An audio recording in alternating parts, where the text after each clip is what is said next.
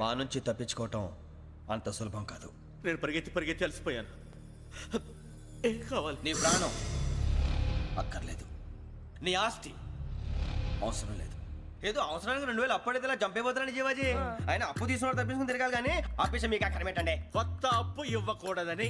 ఇదిగో వెంకీ, కావాలంటే నీకు ఇచ్చిన పాత బాకీ మర్చిపోతాను, నన్ను వదిలే. మీరు మమ్మల్ని వదలనా? మేము మిమ్మల్ని వదలలేమండి. మీ దగ్గర అప్పు తీసుకున్న నిజం మమ్మల్ని నీలా వెంటాడు. అందుకు నన్ను ఎంత ఆడుతున్నారా? నన్ను అంతగా నాయపసలేదు. ఉండి లేదంటే మొత్తం లేకుండా పోతారు. ఇప్పుడు మీకు ఇస్తే జరిగేది అదే. ఇస్తే ఇవ్వండి, లేకపోతే మానేయండి, అంతేగాని శుక్రవారం పూట అశుభ మాటలు మాత్రం ఆడకండి. శుక్రవారం లేదు, శనివారం లేదు, అసలు వడ్డీ వ్యాపారమే చేయడం లేదా? జీవాజీ, డిస్కషన్స్ అనవసరం. ఇప్పటికి 18,000 ఇచ్చారు, ఇంకో 2,000 ఇస్తే 20,000 రౌండ్ ఫిగర్ అవుతుంది. 2 రోజులు తిరిగి ఇచ్చేస్తాం.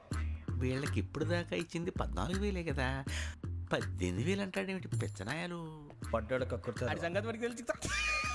అసలేనయ్యా, ఇదే నేను మీకు ఇచ్చే ఆఖరి అప్పు. మీరు ఇచ్చిన ప్రతిసారి ఇలాగే అంటారు. ఇతనే వచ్చిందని తగలేయకుండా ఊరికే వచ్చింది ఏంటి? అబ్బాయి ఏం లేదండి. జాగ్రత్తగా ఉపయోగించి పైకి రావాలయ్యా. సరే, ఈ 2,000తో 20,000 సంపాదిస్తారు. అదే కూర్చొని ఆలోచిస్తాం.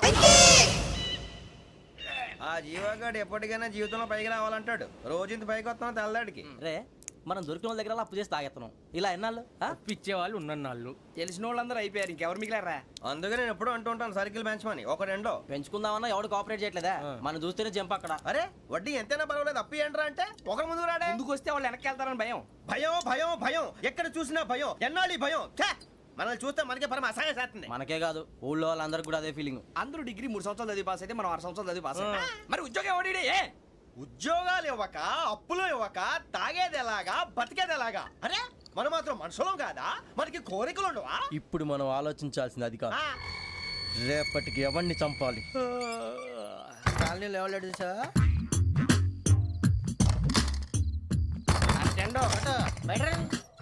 నువ్వా వెంకీ?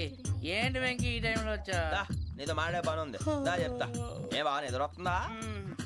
సరిగానే రే, నువ్వు మమ్మల్ని చూసే తలిపేసావా? మామూలుగానే వేసాను. మామూలుగా వేసేవాడివి. మేము రావడానికి 1 నిమిషం ముందో, మేము వెళ్ళాక 1 నిమిషం తర్వాత వేయాలి కానీ బిలాల్ రాజా, నాకు నిద్ర వచ్చి పడుకుందామని తలుపు వేసుకున్నాను.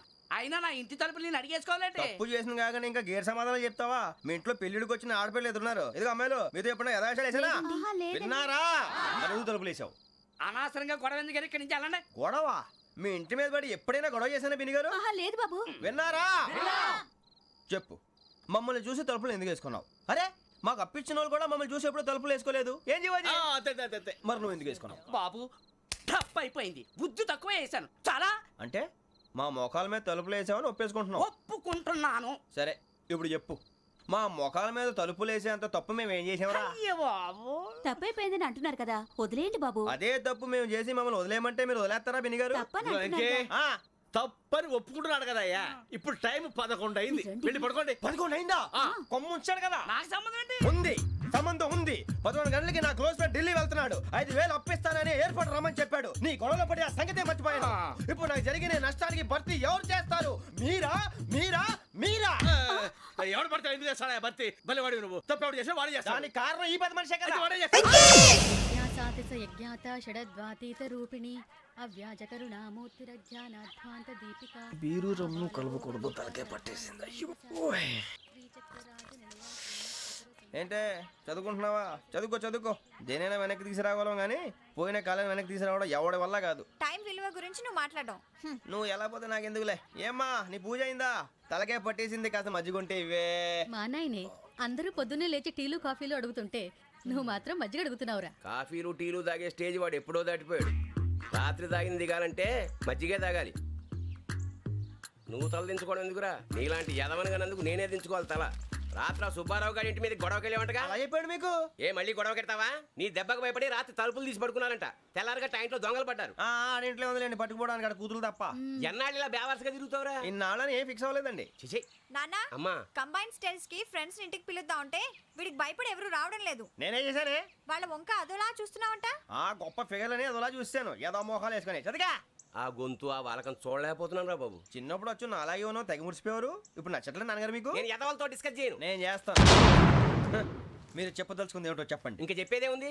నువ్వు ఇలా గాలికి తిరుగుతుంటే నేను తిండి పెట్టలేను. నాన్నగారు ఇప్పుడు శుక్ర మహాదశి 4వ పాదంలో ఉంది. నేను ఇప్పుడు ఏం చేసినా కలిసి రాదు. శనిగారు సెంటర్ లో కాసేసి నన్నే చూస్తాడంట. వాడు అలా సైడ్ అయిపోయి నేను ఏదో ఒకటి అవుతాను కదా, మీరు కంగారు పడకండి. ఇవన్నీ ఆ జగదాంబ చౌదరి గారు చెప్పాడా? వా జేసీ గారిని గాడు గిడు అనకండి బాబు, మీకే మంచిది కాదు. అబ్బా ఊరుకోండి, ఎవరి నమ్మకాలు వాళ్ళవి. ఎరా ఇంతకీ ఆ శనిగాడు సైడ్ కి ఎప్పుడు వెళ్తాడంట? నేను పోయా. నువ్వు సెంటర్ లోకి రావాలమ్మా. మరి ఆ గురువు సెంటర్ లోకి ఎప్పుడు వస్తాడంటావు? అవన్నీ మనకి తెలుస్తాయి అంటే జేసీ గారు తెలుస్తాయి. నాన్నగారు ఒక 1000 రూపాయలు ఇవ్వండి, దక్షిణ నుంచి అన్ని అడిగేసి వస్తాను. ఎదిగిన కూతురు గుండెల మీద కుంపటైతే నీలాంటి బేవార్స్ కొడుకు క్లైమోర్ మైన్స్ లాంటి వాడు చీదరిదుడా. ఆ జేసీ గారు పోయాక వీడు నేను అమ్మ నువ్వే ఫీల్ ఓకే.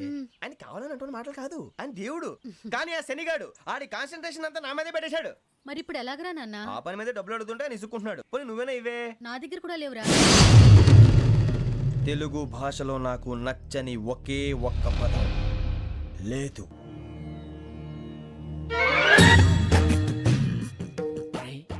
కళ్ళు మూసుకునే ఉన్నాడు, కొంపదీసి నిద్రపోతున్నాడేంటి? ధ్యానం. కళ్ళు మూసుకొని ఎవరినో కాంటాక్ట్ చేస్తున్నారు. అవునా? అబ్బా రామ్ ప్రసాదు, నీకు నిజం చెప్పాలంటే బాధగా ఉంది, కానీ చెప్పక తప్పదు. ఎందుకంటే అది నిజం కాబట్టి. Correct sir, correct. ఏంటి సార్ అది? నీకు 40 ఏళ్ళు వచ్చే వరకు కష్టాలు తప్పవు. గురుజీ అవి మామూలు కష్టాలు కావు, అష్ట కష్టాలనే చెప్పాలి. ఉదాహరణకు అవి ఎలా ఉంటాయంటే, దొరక్క నీకు ఫుడ్ దొరికితే అది నీ నోటికందే లోగా నీ కాలో నీ చెయ్యో తగిలే మట్టిపాలైపోతుంది. నీ వాకలికి తట్టుకోలేక అప్పు కోసం ఎండను పడి వెళితే అక్కడ తాళం వేసి ఉంటుంది. మరో కఠోరమైన నిజమేమిటంటే, నీ దరిద్రాన్ని చూసి భరించలేక నీ భార్య లేచి వెళ్ళిపోతుంది. ఒక్కతేనా ఎవరితోనన్నా? తప్పు. అతని దురదృష్టాన్ని చూసి ఎగతాళి చేయకు రమణ. Sorry sir. ఇదయ్యా రాంప్రసాద్, నువ్వు ఈ 40 ఏళ్ళు ఈ నరకాన్ని అనుభవించక తప్పదు. 40 ఏళ్ళ తర్వాత అలవాటైపోతుంది. ఇక నువ్వు వెళ్ళొచ్చు. ఏమో వెంకటేశ్వరరావు, కులాసైనా రమ్మన్నారట. నీకు శుభవార్త చెబుదామని పిలిపించాను. ఏంటి గురుజీ? నీకు శుక్ర మహాదశ ప్రారంభం అవబోతుంది. అంటే శనిగారు సైడ్ అయిపోయినట్టేనా? ఆల్మోస్ట్ అయిపోయినట్టే. మీరంతా టోపీలు పెట్టుకునే ఉద్యోగాలు కూడా చేసుకుంటారు. ఇప్పటిదాకా మేమందరికీ టోపీలు పెట్టాం కానీ మాకు మేమే టోపీలు పెట్టుకుంటాం ఎప్పుడు అనుకోలేదు గురుజీ. అదే విధి. మరి ఇప్పుడు బిల్ల బంటోతు నుంచి బీట్ కానిస్టేబుల్ వరకు అందరికి నెత్తిమి టోపీలు ఉంటాయి. అందులో ఏ ఉద్యోగమో? ఎస్ఐ గారు కూడా టోపీ పెట్టుకుంటారు తెలదా? ఏది మన చదివే చదువులకు ఎస్ఐ ఉద్యోగాలు ఇస్తారేంటి? గ్రహాలు శాసిస్తున్నప్పుడు చదువులతో పని లేదు. ఏబిసిడీలు చదివినా చాలు మీ జీవితాలు విచిత్రమైన మలుపులు తిరుగుతాయి. మీకు విపరీతమైన ఫాలోయింగ్ వచ్చేస్తుంది. మీరు చాలా ఫేమస్ అయిపోతారు. వింటానికి చాలా బాగుంది. ఇప్పుడు మమ్మల్ని ఏం చేయమంటారు గురూజీ? ఏమీ చెయ్యదు, వెయిట్ చేయండి. కాలం కలిసి వస్తే అదృష్టమే మిమ్మల్ని గేలం వేసి పట్టుకుంటుంది. అంతవరకు వెయిట్ చేయండి. వెయిట్ చేసి కొంచెం వెయిట్ కూడా పెరిగింది. అయినా పర్వాలేదు, వెయిట్ చేస్తాం. అందాక ఏ అప్పు సపోర్ట్ చేసుకుని తాగుతాం, బ్రతుకుతాం అన్నట్టు. అప్పు అంటే గుర్తొచ్చింది, అప్పు మీద మీ అభిప్రాయం ఏంటి గురూజీ? ఏంటరా ఇంత నుంచి మీకు ఎదుగుతున్నాను రా. ఇక్కడేం చేస్తున్నారు? ఏ మన టైం బాగుందిరా. ఎవడన్నా అప్పిస్తున్నాడా ఏంటి? కాదురా, ఉద్యోగాలు ఇస్తారమ్మన్నాడు. గురూజీ చూసారా, చౌదరి గారు చెప్పింది నిజమే. మరి శుక్రమాదేశ్ మొదలైంది. ఇంతకీ ఎవరా మహానుభావుడు? నమస్కారం. అయినా నేను చెప్పింది. ఆహా, సాక్షాత్ ఎంప్లాయ్మెంట్ ఎక్స్చేంజ్ నడుచుకుంటూ వస్తున్నట్టు ఉంది. పదండి పట్టేద్దాం.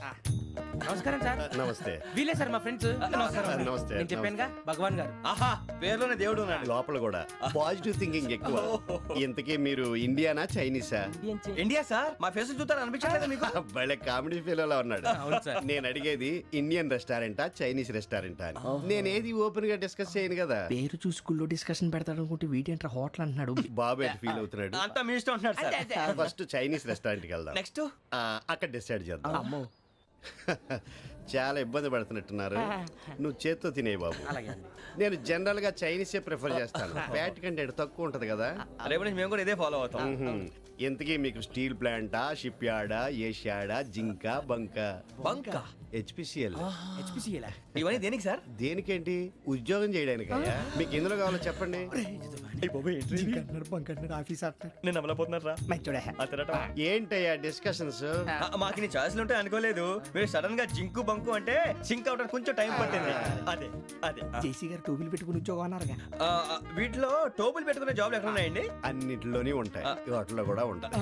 వాచ్మెన్ ఉద్యోగం కావాలా? అతిచి ఇంతకీ మీరు అనే జాబ్ లేండి సార్? నేను చెప్పేది టోపులు పెట్టుకునే ఉద్యోగం కాదు, టైల్ కట్టుకునే ఉద్యోగం. అది టైల్ కట్టుకోవటం మాకు రాదు. వాళ్ళు కడతారులే. ఇంతకీ మీకు జిఎం కావాలనా, ఏ జిఎం కావాలనా? అట్లా పిలుస్తున్నాడు చూడు బాబు. జిఎం అడిగితే ఎలా ఉంటుందంట? ఏజీఎం అంటే వింటానికి కొంచెం పెద్దదిగా ఉంది. ఏజీఎం ఇప్పించండి సార్. అనుకున్నాను నువ్వు ఇది అడుగుతావని. జిఎం అంటే జనరల్ మేనేజర్, ఏజిఎం అంటే అసిస్టెంట్ జనరల్ మేనేజర్. తూచండి, మాకు జిఎంఏ కావాలి సార్. అది సరే కానీ భగవాన్ జీ, ఈ ఉద్యోగాలకి టోపీలు పెట్టుకుని వెళ్ళొచ్చా? నీ ఇష్టం వచ్చినట్టు వెళ్ళొచ్చమ్మా. నాకు స్టీల్ ప్లేట్ నాకు బంకులో గానీ కన్ఫ్యూజ్ చేయగానే ఆయన్ని అందరికీ ఒక చోట ఇప్పించండి సార్, కలిసి పని చేసుకుంటాం. జీతం ఎంతండి? 30,000 అంటే 40,000. వడ్డీ ఎంత? అప్పు కాదయ్యా, నీకు ఇచ్చే జీతం. అంటే తిరిగి ఒక్కలేదా? ఫ్రస్ట్రేషన్ లో ఉన్నట్టున్నాడు. అవునండి. నువ్వు ఇచ్చిన వాళ్ళు తీసుకోరు. మాకు అవసరం కూడా అదే. అంతేకాదు ప్రతి నెల గ్రాట్యుటీ, పిఎఫ్, సిఎఫ్. బియ్యం కూడా సార్? ఏ నువ్వు యాక్ చేస్తావా? భగవాన్ జీ, మీరు ఇదంతా ఎందుకు చేస్తున్నారు? ఊరికే మాత్రం కాదు, నేను మంచోడని చెప్పి నా కారు పెట్రోల్ లేకుండా వెళ్తుందా? వెళ్దాం. నేను ఇచ్చుకోవాల్సినవి ఉంటాయి కదా. ఇలా చూడు, అందుకని ఉద్యోగానికి వాళ్ళ ఆకారం తీసుకుంటా. మా గెటబుల్ చూసి మీరు అపార్థం చేసుకుంటున్నారు. మాకంత పొజిషన్ లేదండి బాబు. పోనీ నలుగురు కలిసి ఉద్యోగం చేసుకోవచ్చా? మీ దరిద్రం నాకు అర్థమైంది. థ్యాంక్స్. మీ నలుగురు కలిసి ఓ ₹1,00,000 ఇవ్వండి చాలు. నేను నమ్మనరా, డబ్బుల విషయంలో అసలు నమ్మను. నాన్నగారు మీరు అలా అంటాం భావ్యం కాదు. ఏదో జేసీ గారి సిఫార్సు వల్ల శని గారు సైడ్ అయ్యి శుక్రవారం మొదలైంది. ఉద్యోగం దానంతటి అదే వెతుకుంటూ వచ్చింది. అందుకని ఇంకేం కావాలో చెప్పండి. స్టీల్ ప్లాంట్ లో జీఎం అని పెద్ద పోస్ట్ అమ్మా. జీతం 30,000, నెల నెల ప్రమోషన్లు, సిఎఫ్లు, డిఎఫ్లు, పిఎఫ్లు, బిఎఫ్లు. ఇవన్నీ నువ్వు చదివిన చదువుకే. అబ్బాబే, దీనికి చదువుకి సంబంధం లేదండి. చెప్పాను కదా, శుక్ర మహాదశ. అది దాని పవర్ అనుకోండి, ఎఫెక్ట్ ఈ అనుకోండి. రోజుల్లో కూడా గ్రహాలు ఎట్లా nonsense? అబ్బా ఏంటండి వాడన్న ప్రతిదాన్ని ఇలా కొట్టి పడేస్తారు. చిన్నప్పటి నుంచి లక్షలకు పోస్ట్ చదివించారు. అమ్మా నువ్వు లేని పోనీ పెట్టుకో. లక్షలు ఎక్కడైనా ఊరుకోరా, మాట వరుస కనాలి. ఒక 25,000 ఇస్తే వాడి జీవితం సెటిల్ అయిపోతుంది అంటున్నాడుగా. అంతగా ఆలోచిస్తారేంటండి? అమ్మా నాకు ఉద్యోగం రాగానే మీ అందరినీ స్టీల్ ప్లాంట్ షిఫ్ట్ చేస్తానే. ఓకే? నువ్వు చెప్పేదంతా కరెక్టేనా? నాన్నగారు మీకు అంత అనుమానం అది ఇవ్వకండి.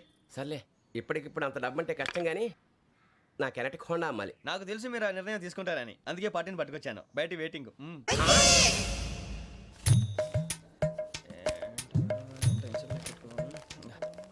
ఇవ్వండి. భగవాన్ జీ, మీతో నాకు కుదరదండి, మీరు తేడా మనుషుల్లా ఉన్నారు. చూడటానికి అలా కనపడతాం కానీ తేడా మనుషులు కాదండి. ఇది ఎంతో లెక్క పెట్టండి. 5,000 తగ్గిందండి. ఆ విషయం నాకు ముందు చెప్పాలి కదా, ఇది తేడాతనం కదా. సర్దుబాటు కాక జరిగిన పొరపాటు. మా దరిద్రం మీకు తెలియంది కాదు. మీ ప్రాబ్లమ్స్ నాకు అనవసరం అండి. ఇప్పటికే మీ మూలంగా 3 లక్షల బొక్క తెలుసా. మీరు ఫేస్ అంత చిరాగ్గా పెట్టకండి. రే ఆ గొలుసు ఎవరా? తొందరగా ఎవరా, ఆయన కోపం వస్తుంది. ఇదిగో తీసుకోండి. తీసుకోండి ప్లీజ్. భగవాన్ గారు తీసుకోండి సార్ ప్లీజ్.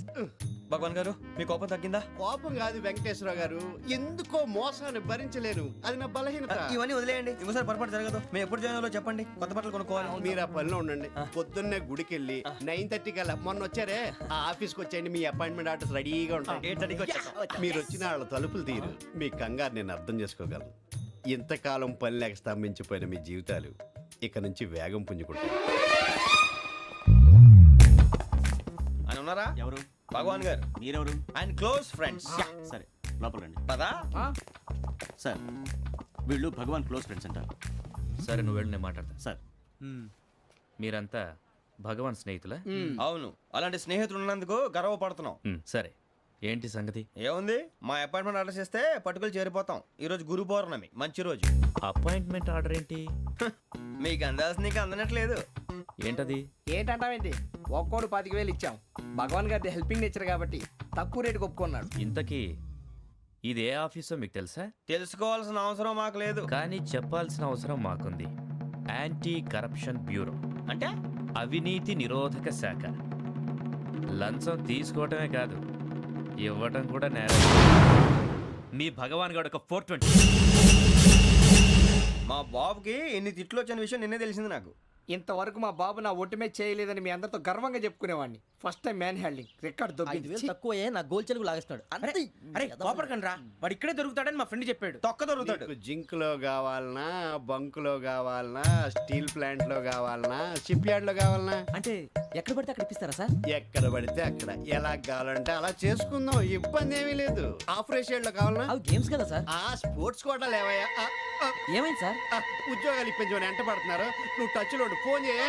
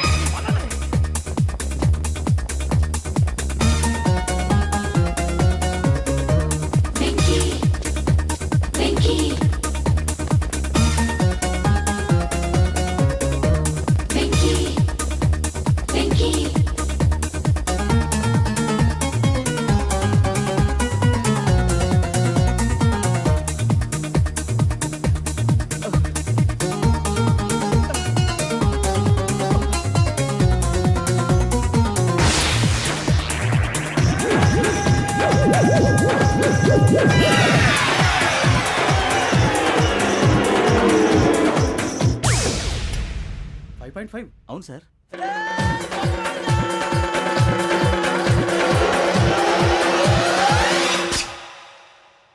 గ్రేట్.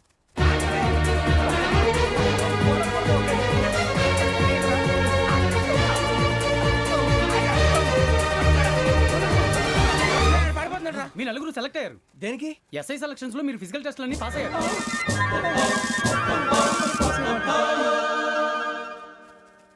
కానీ మేము అప్లై చేయలేదు సార్. అప్లై చేయలేదా? చేయి వదలకండి సార్, కాలు పట్టుకోవాల్సి వస్తుంది. రాగరాకు వచ్చిన అవకాశం. సరే, మీరంతా డిగ్రీలు పాస్ అయ్యారా? ఎప్పుడో. ఓకే, ఇప్పుడు అప్లై చేయండి. Thank you sir. నేను మేనేజ్ చేస్తాను. Thank you sir. మీరు రిటర్న్ టెస్ట్ ప్రిపేర్ అలాగే అవ్వండి. సార్. All the best. రేయ్, ఈ పరీక్షల్లో సమాధానాలని ఏబిసిడ్యూల్లోనే ఉంటాయి. ప్రతి ప్రశ్నకి 4 ఏదో ఒకటి కరెక్ట్ ఆన్సర్. ఏది కరెక్టో మనకు తెలియదు కదరా. నీకు ఏబిసిడ్యూల్ తెలుసు కదా? తెలుసు. అయితే కళ్ళు మూసుకుని 4 ఏదో ఒకటి రాసుకుంటూ పోతాం. మన అదృష్టం బాగుండి అవి కరెక్ట్ అయితే పాస్ అయిపోతాం. ఎస్ఎల్ కూడా అయిపోతాం. వారిని ఏబిసిడీలు వస్తే ఎస్ఐలు అయిపోతాం అని తెలిస్తే నాన్న కష్టాలు పడి డిగ్రీలు చేసేవాళ్ళం కాదు కదరా. రెడీ, స్టార్ట్ చేద్దాం. నీ ఇష్టదేమో ఆంజనేయ స్వామి. వేసుకో. నీ ఇష్ట పొలిటీషియన్ వాజ్పేయి. ఏబిసిడీలో రావాలి. నేషనల్ లెవెల్లో కాదు, స్టేట్ లెవెల్లో 7. స్టేట్ అయితే చంద్రబాబు నాయుడు. సిఎస్కో. నీకు ఇష్టం క్రికెటర్ ఎవర్రా? Mister dependable. ఆడేవడరా? ఓ నీ క్రికెట్ లో విజ్ఞాన ప్రదర్శనలో ద్రావిడు. డిఎస్కో. వేసావా? నీకు ఇష్టమైన నటుడు? బాలకృష్ణ. సమర్సుమారెడ్డిలో డీటెయిల్స్ వద్దు, బిఎస్కో. అయిపోయిందిరా. అందరూ దీన్నే ఫాలో అవ్వాలి. రాత్రికి ఏబిసిడీలు బాగా బట్టి పట్టండి. అందరూ ఏవే ఆన్సర్లు రాయాలి. మునిగితే అందరూ కలిసి మునుగుదాం. అయినా గురువారం పాటు గురుమేట్ల మీద కూర్చొని రాసింది ఖచ్చితంగా జరుగుతుందని జేసీ గారు చెప్పారు. మన ప్రయత్నం మనం చేద్దాం, మిగిలింది వినాయకుడికి వదిలేద్దాం. ఆయన కూడా ఏదో పని ఉండాలి కదా.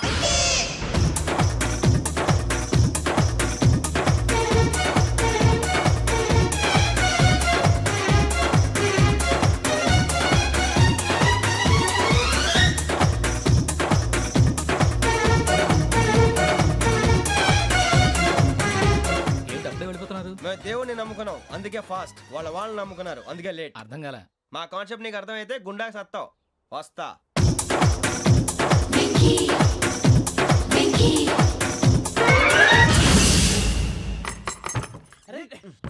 మనం అనుకున్నదంతా అయిపోయింది. జరిగిపోయిందిరా. పొద్దున చిరా తెప్పించకండి. ఎవరు పోయారు? నీ దరిద్రం పోయింది. నువ్వు ఎస్ఐ ట్రైనింగ్ కి సెలెక్ట్ అయ్యావు. అన్న తండ్రి నేనే నమ్మలేదు, వాళ్ళు నమ్మారు. నాన్న నోరు తెరవరా. వాడు ఇంకా మొహం కడుక్కోలేదమ్మా. వాడికి ఏం కొత్త కదమ్మా, నువ్వు పెట్టవే. అమ్మా, చాలా సంతోషంగా ఉంది. ఈ సంతోషాన్ని వెంటనే చౌదరి గారితో పంచుకోవాలి. డేయ్, ఎవడన్నా సంతోషాన్ని కన్నవాళ్లతోటో కట్టుకున్న దాంతోనో పంచుకుంటాడు. నువ్వు మాట్లాడితే దరిద్రుడు జేసీ గారితో. నాన్నగారు, మీకు 1,00,000 సార్లు చెప్పాను అనే అనొద్దని. నేను ఈ రోజు పొజిషన్కి వచ్చానంటే ఆయనే కారణం.